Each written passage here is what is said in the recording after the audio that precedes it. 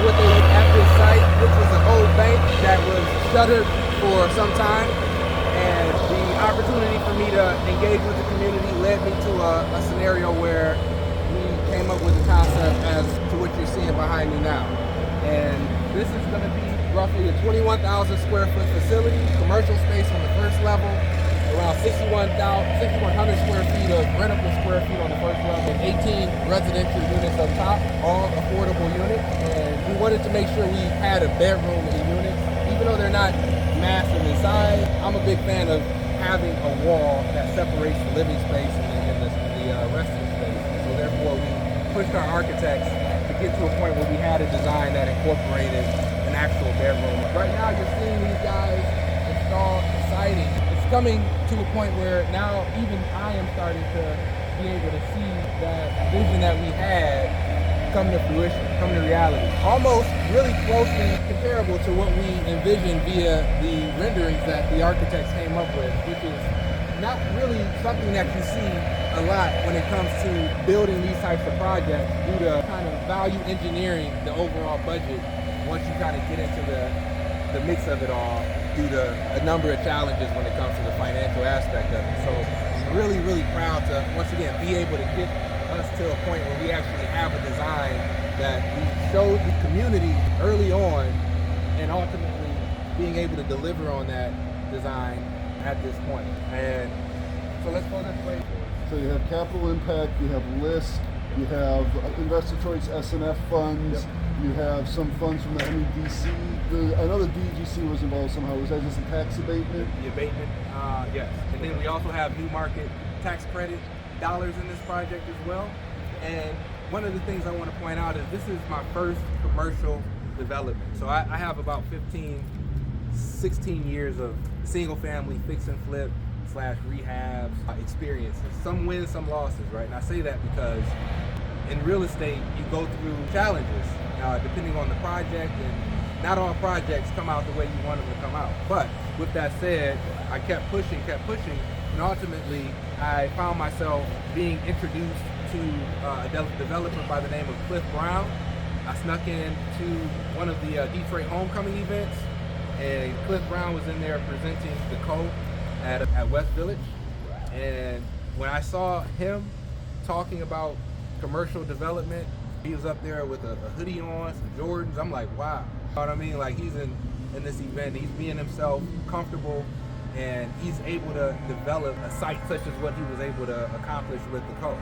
And so that motivated me to try my hand at leveling up and going for larger projects such as the one that we're seeing here. So we got a little uneven ground.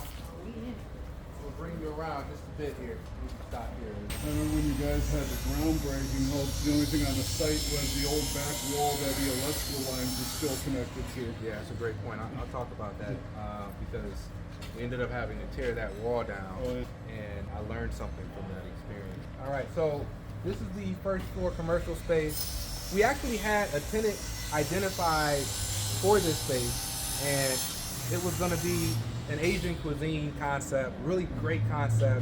The individual who was going to run this space was and is still from the community, great food, but unfortunately they weren't able to execute their vision the way they wanted to. And so now we're back to square one when it comes to our first floor commercial space. So if you have anybody that is looking for some commercial space, we have it for you. Now, we didn't pour the concrete on this floor because we want to be mindful of who we bring in and what their needs may be. If we poured a concrete slab at this point without having an idea of who the tenant is going to be, more than likely we're going to have to cut that concrete slab up and rerun some of the pipes and the drainage and run some plumbing lines and so on and so forth, where this gives us a little more flexibility when it comes to building this space out the way we would like to, and also saving us and the potential future tenant some money when it comes to the build out process of their space. 6150. So any questions on this first level here? Yes. Are you only open to a single tenant? Can this place be subdivided? Great question. So we currently have it metered for 2 tenants. We can even go up to 3 if need be. But my ideal tenant would be a restaurant, and this is due to what the community has demanded from me as a developer. And so even though we don't have a tenant lined up, we're still cutting the holes and running the ductwork for us to future-proof this space, and once again predict that we're going to eventually have a restaurant tenant inhabit this space and have their kitchen in that area there. So that's one of the things that I have to do my best at achieving when it comes to this space, providing once again what the community has been asking for. And I have had other people come to me, other concepts that weren't kitchen tenants, that wanted the full first floor, and I had to turn them down due to the fact that it didn't fit the overall demand that the community had. But yes, I am able to mix this space up to potentially 2, maybe even 3. Another idea could be a master lease where there's one tenant that kind of manages subtenants, and we kind of parse this space out, put a hallway in, have a shareable bathroom, and kind of work with the concept of that nature. So, Ian, is there anything I'm missing? No. All right, so Ian is the project manager of the site. You might have already heard me say this, but he's been very helpful at just helping me understand the construction side of putting a commercial space or a site like this together. So really knowledgeable guy, and so if you have any construction related questions that I can't answer, I'm going to push them to Ian and he'd be able to break them down for you. All right, so let's head up to the second level. Any questions before we go up? What's the configuration of this development? I know it's commercial down here. What's the residential upstairs? Residential is going to be 9 units per floor, and so it's 18 residential units in total. They're all one bedroom? They're all 1 bedroom with the exception of 2. We have 2 2-bedroom units. What's the square footage on it? Square footage anywhere from roughly little over 500 square feet, all the way up to about 830 square feet. Eddie, who's your general contractor? My general contractor is Artisan Contracting, and Shane Overby is basically the one GC/construction manager. The big difference is that general contractors usually have closed books. Construction management firms usually have open book facing the Gotcha. But he's been really good, all the way from the idea to getting me to the point where we're at today. And the reason why I'm highlighting the relationship I have with him is because as a single family developer, when I started talking to GCs to walk the site back in 2020, a lot of the GCs that I would talk to wouldn't look at me as a person that can execute a site and a vision such as what we're standing in now. Understandably, because there is a lack of skilled trades. There are a number of projects that a GC can put their energy and effort to, but he was willing to come to the site, walk the site with me, and help me put numbers together. And he even convinced me to go vertical with this site, whereas my initial concern with that was due to my experience or lack thereof. I initially wanted to just revamp the current bank and just leave it all retail. And he said, you might as well just add a couple of floors to that bad boy. And I said, okay, well, moving forward, that's what we're going to do. So I readjusted my RFP, my presentation to the community to see what they kind of felt about adding residential units to the East Warren commercial corridor, and went with it, right? And so, but one thing I wanted to point out is we've been pretty good at schedule. My GC is amazing at keeping us on track. However, one of the things that is a little harder to predict is the elevator company. And the elevator companies in the city of Detroit and around this area, they're so few that they have, in a way, a monopoly on things. And so they're a little difficult to deal with. And so right now that potentially could set us back on our scheduling, but at the same time, my GC, their team, has been really good at figuring out ways to hopefully get them out, get them to work, so we can hopefully meet our goal at having this project complete by September.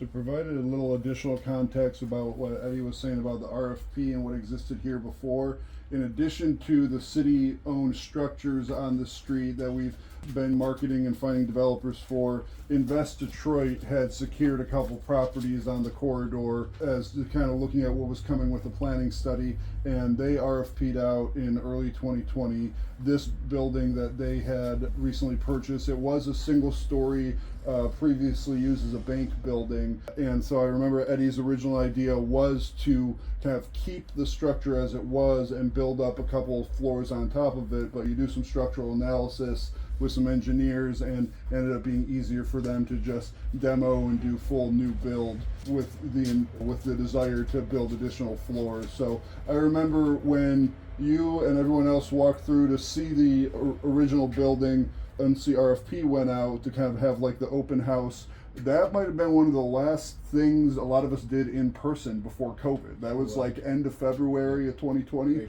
And so the actual like selection process was some of our first Zoom meetings once everyone went home. And so it's just great to see going from that point to this now. So it's amazing. Yeah, and the thing about COVID in general is when we sat down and did the original budget of this project, it was one number. When it came time for us to close on the deal in April of 2022, we sat down with the GC, and he's like, well, after looking at all the numbers, we're about $1.2 million short. At first I was pissed. I'm like, what are you talking about? But as I continued to have conversations with other developers and funding partners, it turns out that our gap was not as big as other projects because my GC, at the very least at the time, was not conservative with his projections, and ultimately got us to a point where the gap wasn't as big as it could have been, which once again is still a over $1 million gap. To me is a lot of money, but that's where we had to incorporate the new market tax credit dollars into this project in order to get us to the closing table. And so going from single family fix and flips, mostly funding them myself, to working with these different funding partners and even incorporating new market tax credits, which is one of the hardest deals in general to potentially get to a closing table and to close. There was a lot of learning that I was able to, and knowledge that I was able to gain from that overall experience. But What were some of the structural design deficiencies that determined you needed to like demolish the entire site? oh yeah, so that's a great question. So and I hope this answers it, but we initially thought that we submitted an Oprah tax abatement. We wanted the 12-year tax abatement. We had a plan to save a portion of the structure, which was this back wall and then the side wall on Kensington. So we did the demo with the exception of leaving those walls up. And when the engineer came out, the structural engineer came out, they basically said that these walls won't support the structure that we're wanting to put in place of what was here, which was the bank. And so we ultimately had to demo the full bank, or the walls in the back, and ultimately that disqualified me from being able to get the Oprah. And so then I had to basically cancel that Oprah and resubmit this project for PA 210. Yeah, the structural engineer just basically was like, it won't work, and so we had to abide by their request. Yeah. Any other questions on that? When you had the switch to the Commercial Rehab Act, Yep. did the DGC allow you to swap out your application fees, or did you have to start over from scratch? Yeah, with regard to the application fee, luckily the DGC allowed for me to not have to pay another, I think, $1,800 for that application process. Yeah, but I did have to go through everything else, go back in front of the city council and rework all of my documentation, so on and so forth. Did any new concerns pop up like during your community engagement during that time, or like was there anything new that folks decided to complain about? I wouldn't call it the new opportunity. Yeah. I wouldn't call it a complaint, but city Concern. council was concerned about parking fees. Just in general, there were a few city council members that were concerned about that $25 per month parking fee. Where's the parking gonna be? Actually, we own this lot here, and then there's a secondary lot across the street next to this cleaners. So we do have two lots that will, Is it gonna be? yes, it will be fenced in. And the 25 is for the tenants or for, okay. Yes, Just for the like- tenants. Okay. Yeah, but once again, we want to make sure we are able to provide adequate security as best as we can, and so that's what that $25 fee is for. But in all honesty, there could be a scenario where we get rid of it due to the AMI increase that I'm not sure kicked in yet for 2024. But Should yeah. be new standards for 2024. Yeah, That's so- either been released or will be in the next month or two. Gotcha. So once those get released, and depending on our ability to cover our debt service, that that parking fee more than likely is gonna get deleted anyway, so. Would it also depend on the tenants that you have in here, As far as the parking requirements go? for the retail, yes, we still are assuming that we're gonna have a restaurant as our anchor. And so with that said, I think, and at one point, our assumption was that this whole space was gonna be a restaurant, and so there was a guesstimate of how many seats were gonna be in the space. If we were to break this out into 2 or even 3 spaces, I'm assuming that the number of seats are probably gonna be less than what we assumed when we got our permit approval from the city. So we should be fine on the retail side as well. Cleaned up, it cleaned up a little bit, but this is one of the units, and This is a one bedroom? this is a 1-bedroom unit. Yep. We got a bedroom there. We decided to go bathtubs instead of shower trays. The shower pans, in my opinion, fail pretty quickly. I see 2 more people walking up. Are these? Yes. Okay, can you meet them at the? Yes. But open concept when it comes to the living room and kitchen. Kitchen and sinks and stuff would be over here. Island would be here, and then that would be your living area that way. So we do have 2 units that have Juliet balconies, but the other 16 are gonna have the ability for people to go out and enjoy a cup of coffee. Hopefully that's it. I don't want anybody barbecuing on these things. When you started it 4 years ago, was there already a market study for the areas suggesting this size? Market study wise, it's a great question, and we did come across some data, but nothing as low level as we would have liked for this area. But there were some mid to high level data that we were able to look at, and one of the things was housing, more specifically affordable housing, was needed pretty much in just about any area in the city.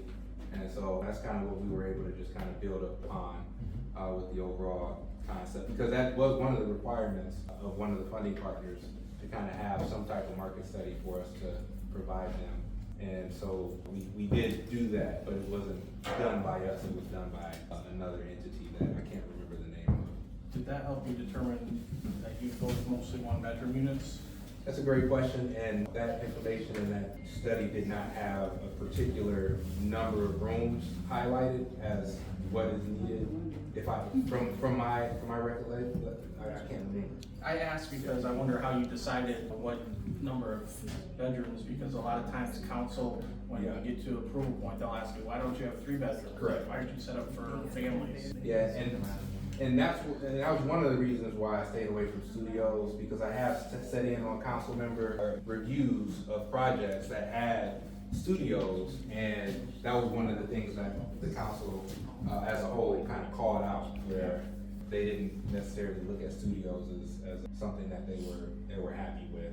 But I'm not even, me personally, I'd rather have a bedroom, so that's kind of where the bedroom push came from. We could have potentially fit more units in if we went to, but we're not downtown, we're not midtown, and so 1 bedroom at the very least feels a little bit more realistic for this area. I'm sorry if I'm going backwards, but you said that all 18 units are going to be affordable? Yeah. Okay, Yeah. so there's no like market rent at this time, gotcha. What is the target rate? Dollar amount wise, Yeah. currently it's I think up to $1,600 for the 2 bedrooms, but we have the 50% is at a little over $700 a month. They kind of in between there. So I don't have it memorized. That's fine, no, I'm just. Yeah, that's a great question. I need to have it memorized. For like this neighborhood, that's really good because we just don't have any kind of inventory like this. Everything we have are single family homes and duplexes. So a 2-bedroom duplex, nicely finished, with historic character and stuff like that, is anywhere between $1,200 and $1,450. So your pricing's right on. And this, I would say this would be considered brand new, maybe not luxury, but close to like having a modern, updated, there's nothing like this on this part of town. The ceiling here is actually a rated assembly from a fire rating standpoint, meaning that every time your ductwork or anything penetrates the fire rated ceiling, you have to have something called a fire damper or a fire diffuser, basically keeping the same rating as the rest of the wall, which is, I believe right now, This ceiling is a 1 hour rating, but in order to keep that rating, every penetration has to have that fire damper, and that adds a lot of cost to the HVAC package of this building. So in order to save money, we decided to kind of run it all below the fire rated ceiling so that we're not penetrating any of that ceiling. Let's see, some other things. You'll notice some of these red caps everywhere. Those are our fire sprinkler systems that run there. As a construction manager, you're constantly dealing with little things like that. So that sprinkler is behind the soffit box, meaning it needs to be relocated outside the soffit box to actually perform what it's supposed to do. And then right behind Eddie here, those boxes with red wires, those are our fire alarm system. So there is a difference between a fire alarm system and a fire sprinkler system. Gotta have both of them in a multifamily residential. Yeah, I mean, this system here is going to be air supply ductwork. Some of this is some of your return.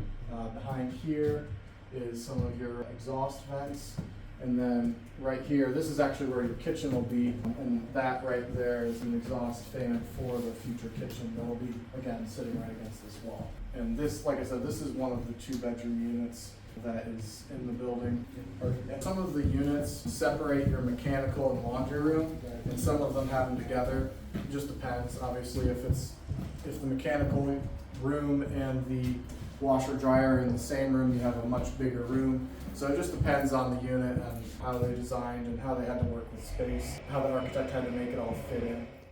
Also on the flooring here, next week, we're actually going to be pouring about an inch topping layer of a lightcrete or concrete. And then what that does is it actually levels out all of the imperfections that you kind of see in this plywood floor, and that'll level it out. And then on top of that, we add our finished flooring, which is either our LVT, our tile in the bathrooms, or our carpet in the hallways. And so that entire concrete topping system will go throughout the entire floor in all units and all hallways. Again, mostly for leveling purposes, but also for sound, STC rating sound transmission between floors. It also helps reduce sound as well. Any other questions? With the fire rating or fire blocking, was that like, did you design that based on the code or just like the design of the building? Yeah, so that's all code based, and typically it's designed by the architect. Certain assemblies are going to have certain fire ratings. With this building, it was a little more unique. So again, all of your ceilings and your walls are actually rated assemblies as well as being ceiling and walls. So there is a rating with, so it was a process with the city inspector to make sure that everything was properly fire caulked, fire taped, and continuous, because a big thing with fire ratings is that it has to be continuous in the entire package of each individual unit, and then each individual floor and exterior walls. It's all got its individual fire ratings, and yes, they're all built to code, taken out of the most recent Michigan and Detroit codes. And then a lot of times the code allows for you to actually build your assembly.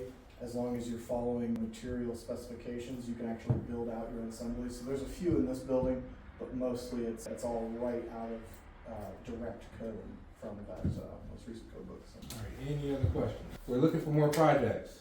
So if you have any type of opportunity for us to do what we're doing here, we'd love for you to kind of think of us as somebody who is capable of executing. And with that said, I just appreciate you coming out and getting a walkthrough. The next time I'll see you is going to be at the ribbon cutting.